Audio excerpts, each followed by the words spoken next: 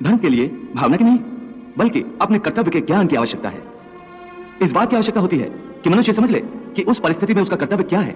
भावना तो कई बार कर्तव्य के रास्ते में आ जाती है, मनुष्य को कमजोर कर देती है।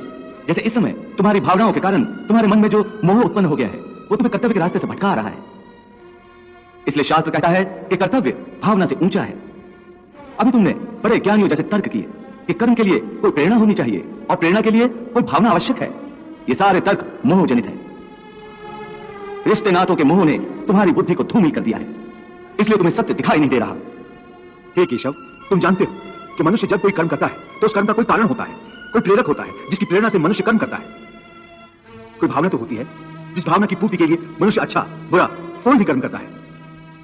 अर्थात कर्म की जड़ में एक भावना होती है और भावना की जड़ में कोई ना कोई रिश्ता होता है, क्योंकि किसी संबंध, किसी रिश्ते के बगैर तो भावना पैदा नहीं हो सकती।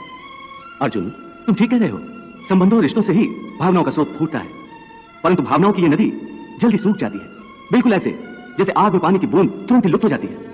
मरने वाले की चिता के ठंडे होने से पहले ही रिश्तेदारों की आंखों के आंसू भी सूख जाते हैं। कोई 2 घड़ी आंसू बहाता है, कोई 2 दिन।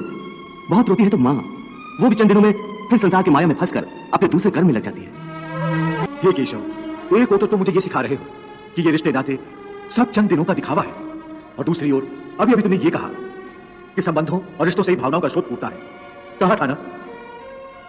हाँ, और मैंने ये कहा था कि कर्म करने के लिए किसी न किसी भावना का होना जरूरी है, और भावना के लिए रिश्ते नातों की आवश्यकता है, क्योंकि किसी न किसी रिश्ते की जड़ से ही तो भावना पैदा होती है।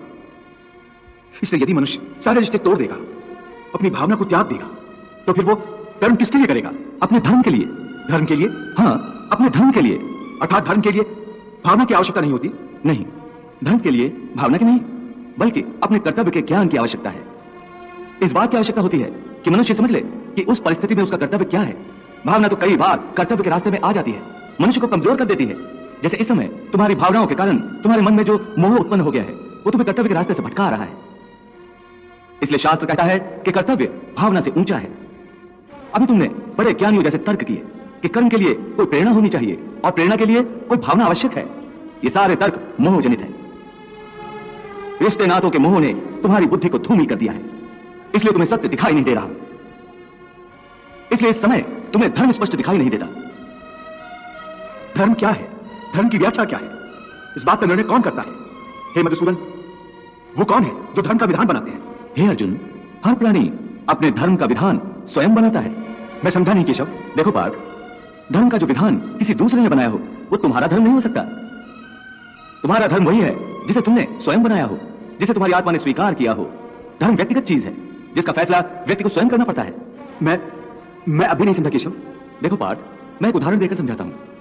किसी के गांव पर डाकू हमला करके गांव की लड़कियों का अपहरण कर रहे हैं। उसी समय किसी का पिता मृत्युशैया पर पड़ा जीवन की अंतिम सांस ले रहा है और पुत्र से बार बार पानी का एक एक घूंट मांग रहा है। उस समय उस व्यक्ति का क्या धर्म है? वो मरते हुए पिता के कंठ में अंतिम समय गंगा जल की बूंद बूंद टपकाता हुआ अपने पुत्र धर्म का पालन करे, या उसके गांव की लड़कियों पर जो संकट आ गया है उनकी रक्षा के लिए तलवार उठाकर उन डाकुओं का मुकाबला करे और आवश्यक हो तो जान भी देकर अपने गांव की इज्जत बचाए?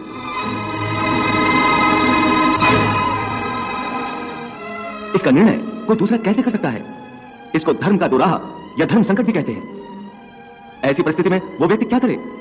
उसका फैसला कोई बाहर वाला नहीं कर सकता। यह निर्णय उसी को लेना होता है कि उस समय उसका प्रथम धर्म क्या है।